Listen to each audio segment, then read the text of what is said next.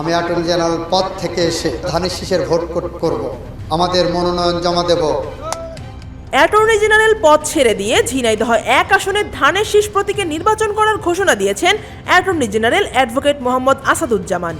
শনিবার বিকেলে শৈলকুপা উপজেলা বিএনপি আয়োজিত ইনকিলাব মঞ্চের মুখপাত্র শহীদ শরীফ ওসমান হাদির রুহের মাগফেরাত কামনা ও বেগম খালেদা জিয়ার সুস্থতা কামনায় আয়োজিত দোয়া মাহফিলে প্রধান অতিথির বক্তব্যে তিনি এই ঘোষণা দেন।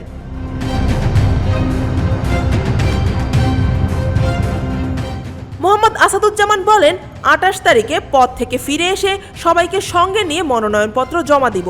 আমি এমপি হতে চাই এলাকার উন্নয়ন এবং সন্ত্রাসমুক্ত শৈলকুপা গড়ার জন্য। অ্যাটর্নি জেনারেল বলেন, আমরা ধানের শীষে ভোট করব। বিএনপির শীর্ষ পর্যায় থেকে আলহামদুলিল্লাহ আমাদের সেরকমই জানানো হয়েছে। 28 তারিখ থেকে আমি 24 ঘন্টা নির্বাচনী মাঠে সক্রিয় থাকব।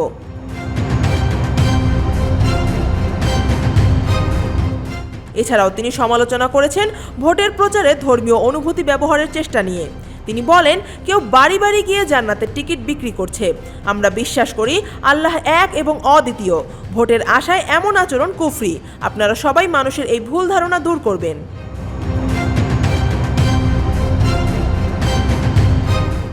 এ সময় উপজেলা বিএনপির সাধারণ সম্পাদক হুমায়ুন বাবর ফিরোজ, সাংগঠনিক সম্পাদক মুস্তাফিজুর রহমান তুর্কি সহ সাধারণ সম্পাদক বাবলু মোল্লা সহ অন্যান্যরা উপস্থিত ছিলেন। সেই সঙ্গে উপজেলা বিএনপি ও এর অঙ্গ সহযোগী সংগঠনের নেতাকর্মীরা বিশেষ মোনাজাতে অংশ নেন। News desk, Dhaka watch.